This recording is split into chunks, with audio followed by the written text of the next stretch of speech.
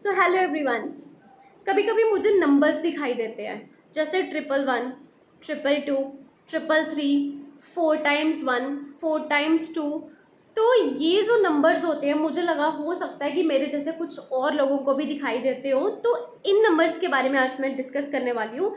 इन numbers को हम लोग बोलते हैं एंजल नंबर्स। अब ये जो एंजल नंबर्स होते हैं, जब ये हमें दिखाई देते हैं, तो मैं आपको बता दूं हर एक नंबर का अलग अलग मीनिंग होता है। यानी कि अगर आपको एंजल नंबर्स दिखते हैं तो वो आपको कुछ बताने की कोशिश करते हैं। जैसे मैं एग्जांपल से आपको बताती हूँ। मुझे जब भी 222 दिखाई देता है या फिर 4 टाइम्स 2 दिखाई देता है, तो मेरे साथ हमेशा ये होता है ना कि जो भी मेरा फ्रेंड होता है या फिर मेरी मदर होगी या मेरे फादर होगी, मतलब लोगों के साथ ना मेरा रिलेशनशिप थोड़ा सा ख़राब होना शुरू हो जाता है।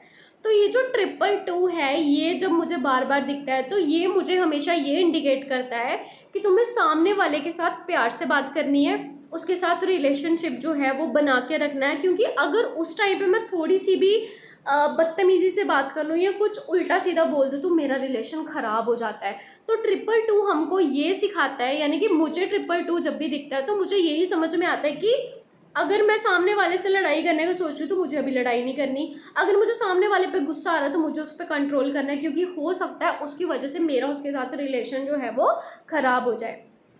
और ये चीज़ मुझे इसीलिए पता चली थी क्योंकि एक टाइम था, मेरी एक फ्रेंड थी, उसके साथ मेरी बहुत ज़्यादा बनती थी। उस टाइम पे ना मुझे एंजल नंबर्स के बारे में कुछ नहीं पता था और मुझे 222 हमेशा दिखाई देता था। और आपको पता कुछ ऐसा हुआ कि मेरा उस फ्रेंड के साथ जो रिलेशन था वो बिल्कुल टूट गया, बिल्कुल नो कांटेक्ट में हम लोग चले गए।